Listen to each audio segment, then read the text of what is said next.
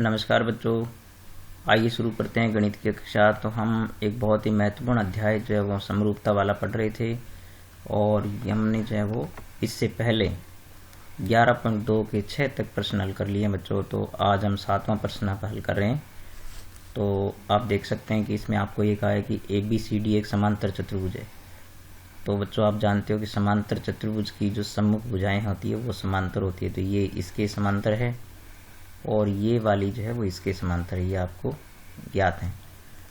और आपको ये कहा है कि BC पर एक P बिंदु स्थित है और DP को और यदि AB को बढ़ाएं तो L पर मिलती है। तो आपको इसमें दो बातें सिद्ध करनी है। पहली बात ये सिद्ध करनी है, तो पहले हम लेते हैं पहले भाग को। तो आप देख सकते हैं कि ये जो यहाँ पर आपके पास एक त्रिभुज बनता है, त्रिभुज ALD। देखो ये जो त्रिभुज बनता है ALD, तो आप त्रिभुज ALD में लेंगे त्रिभुज ALD में। तो आप देख सकते हैं कि चूंकि ये BP जो है वो AD के समांतर है, यानी BP समांतर है AD के। क्यों समांतर है? क्योंकि ये जो BC है वो AD के समांतर है, क्योंकि समांतर चतुर्भुज की सम्मुख भुजाएं ना BC AD के समांतर है। तो अपने इसमें आधारभूत आनुपातिकता प्रमेय लगा सकते हैं। तो अतः आधारभूत आनुपातिकता प्रमेय से आपको पता है कि जब ये इसके समांतर हो गई तो इसके खंड समानुपाती हो जाएंगी। तो बच्चों अपने यहाँ करते हैं कि क्योंकि यहाँ पर DP से शुरू किया है तो अपने यहाँ से करेंगे DP बटे PL। तो ये हो जाएगा आपके पास DP बटे PL बराबर होगा AB बटे BL। बस आपको ध्यान यही रखना है कि आप जिस तरफ से खंड शुरू करें, जैसे DP बटे PL लेंगे तो फिर इधर वाला लेंगे AB बटे BL। अब आप जानते हैं कि चूंकि समांतर चतुर्भुज ABCD में देखो सम्मुख भुजाएं समान होती है, तो AB बच्चों किसके बराबर हो जाएगी? AB जो है वो DC के बराबर होगी, है ना। तो AB के सामने की भुजा क्या है? DC है। तो AB बराबर होगी DC। तो आप क्या करेंगे? AB की जगह क्या लिख सकते हैं? DC लिख सकते हैं। तो यहाँ पर ये परिणाम आपके पास आ जाएगा DP बटे PL, यानी DP बटे PL जो है वो किसके बराबर आ गया? DC बटे BL के बराबर आ गया। और यही आपको सिद्ध करना था, ठीक है। तो हेंस प्रूव्ड, यानी इतनी सिद्धम। तो ये पहली बात आपकी सिद्ध हो गई है। अब हम लेते हैं इसका सेकंड पार्ट। तो सेकंड पार्ट में देखो आपके पास क्या है, इसमें हमें सिद्ध करना है कि DL बटे DP, DL बटे DP, यानी DL बटे DP है। और ये हमारे पास फिर हमें सिद्ध करना है AL बटे DC, AL बटे DC। तो बच्चों आपको ये ध्यान रखना पड़ेगा कि ये जो हमने परिणाम यहाँ निकाला था DP बटे PL, तो DP बटे PL में से आपके पास यहाँ पर PL नहीं है, DP है। तो आप क्या करें? जिन खंडों को नहीं रखना है उनको ऊपर लाएंगे। तो अब हमारे पास चूंकि DP बटे PL वो किसके बराबर है? DC बटे BL के बराबर है, ठीक है। तो अब हम क्या करें? इसका विलोम कर दें। यदि अनुपात का हम विलोम कर दें इस प्रकार से, तो ये विलोम अनुपात हो जाएंगे। तो PL बटे क्या हो जाएगा? PL बटे DP बराबर हो जाएगा BL बटे DC, BL बटे DC। और चूंकि DC किसके बराबर है? AB के बराबर है। तो एक बार हम क्या करते हैं, इसको वापस AB रखते हैं। तो ये बन जाएगा आपके पास PL बटे DP बराबर हो गया BL बटे DC, सॉरी AB हो जाएगा, AB लिख देते हैं इसकी जगह। अब हम क्या करते हैं, दोनों ओर एक जोड़ देते हैं। ठीक है, दोनों ओर एक जोड़ने पर, तो दोनों ओर एक जोड़ेंगे तो बच्चों ये बनेगा आपके पास PL बटे DP प्लस 1 हो गया, और BL बटे AB प्लस B कितना हो गया, 1 हो गया। अब आप क्या करें, यहाँ से लघुत्तम ले लें इसका, तो लघुत्तम आएगा DP, तो DP आ गया आपके पास लघुत्तम, तो ऊपर जो है वो क्या होगा, PL plus DP, PL plus DP हो गया, और बराबर में आपके पास क्या हो जाएगा, AB लघुत्तम आएगा, तो AB लघुत्तम होगा, तो ये आपके पास हो जाएगा BL plus AB, BL plus AB। अब आप चित्र में देख सकते हैं कि त्रिभुज जब हमने लिया था त्रिभुज ALD, तो त्रिभुज ALD में आप देख सकते हैं, गौर से देखेंगे तो PL प्लस DP, बच्चों PL प्लस DP को हम लिख सकते हैं DL, तो इसको हम लिखते हैं, चूंकि PL प्लस DP, तो इन दो खंडों को आप देख सकते हैं PL ये है, DP ये, इन दोनों का जो योग है वो किसके बराबर है, DL के बराबर है, तो ये हो गया आपका DL।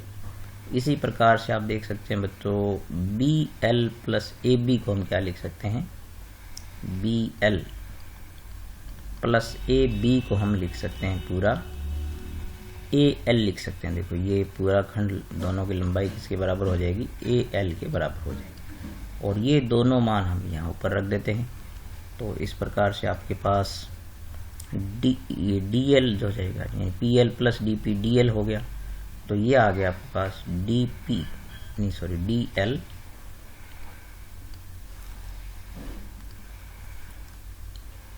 यानी ये हो गया DL बटे DP बराबर हो गया, देखो BL प्लस AB को हम लिख सकते हैं AL, तो AL बटे AB,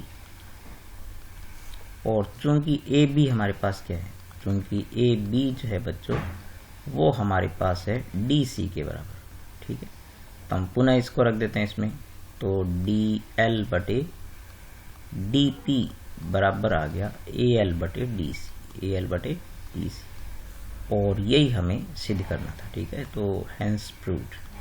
ठीक है, इतनी सिद्धम, यही इसी प्रकार से हमें सिद्ध करना था। तो ये था आपका 7वां प्रश्न। अब अपने चलते हैं 8वें प्रश्न पर। तो यहाँ बच्चों आप ये सवाल देख रहे हैं कि त्रिभुज ABC आपको जो ये दे रखा है, ABC त्रिभुज बड़ा त्रिभुज दे रखा है, इसमें आपको कहा है कि AB पर D और B बिंदु इस प्रकार से हैं कि ये जो AD है आपके पास, ये जो खंड है इतना, ये जो है वो BE के बराबर है। ये आपको ध्यान रखना है कि ये दोनों बराबर दिए हुए हैं, और फिर आपको P बिंदु दिया है AC पर और Q बिंदु है BC पर, तो इस प्रकार से DP जो है वो किसके समांतर है, BC के समांतर है, और EQ जो है वो AC के समांतर है। तो हम जो समांतर खंड दे रखे हैं उस हिसाब से हम इनको आधारभूत आनुपातिकता प्रमेय का इसमें प्रयोग करेंगे। तो हम पहले ये देखते हैं कि हम त्रिभुज लेते हैं ABC, त्रिभुज बड़े वाला त्रिभुज ABC है, तो आप त्रिभुज ABC में आप देख सकते हैं कि DP किसके समांतर है, यानी इस त्रिभुज में DP बच्चों समांतर है BC के, यानी ये जो DP है वो BC के समांतर है। तो आधारभूत आनुपातिकता प्रमेय से हम इसमें आधारभूत आनुपातिकता प्रमेय से आप देख सकते हैं कि इस प्रमेय के द्वारा ही सारे प्रश्न हो रहे हैं, तो आप ये प्रमेय थोड़ी ध्यान से सीखें। तो देखो ये AD बटे DB, ये जो खंड हो जाएगा बच्चों AD बटे DB, वो किसके बराबर हो जाएगा, यानी AD बटे DB बच्चों हो जाएगा AP बटे PC, AP बटे PC हो जाएगा। ठीक है, तो इस प्रकार से आप देख सकते हैं कि ये आपका बना पहला परिणाम। ठीक है, ये पहली समीकरण होगी। अब हम लेते हैं त्रिभुज ABC को ही लेंगे बच्चों, त्रिभुज तो ABC ही है, इसमें तो ई क्यू किसके समांतर है? तो त्रिभुज ए बी सी में ही लेते हैं अपने। तो ए बी सी में बच्चों देखो कि ई क्यू किसके समांतर है? ए सी के समांतर है। ई क्यू समांतर है ए सी के समांतर। तो इसके समांतर है तो हम फिर आधारभूत आनुपातिकता प्रमेय का प्रयोग करेंगे। आधारभूत आनुपातिकता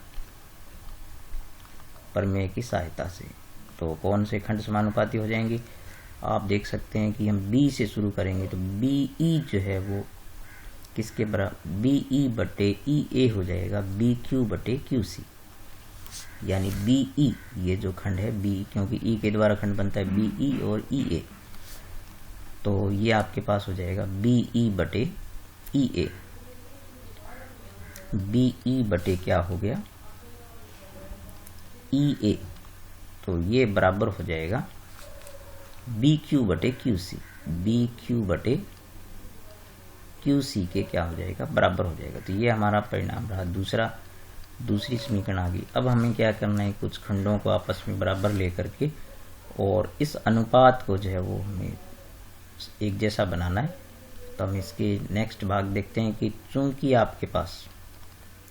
चूंकि ए डी जो है वो बच्चों किसके बराबर दे रखा है?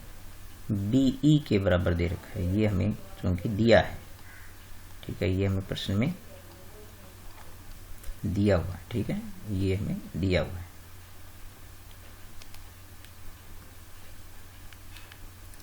ये हमें दिया है। तो अब हम देखते हैं कि हम इसमें क्या करते हैं बच्चों? ये जो डी ई बीच वाला खंड है ये दोनों तरफ जोड़ देते हैं, यानी ए डी और बी ई के तरफ दोनों तरफ क्या करते हैं? तो दोनों ओर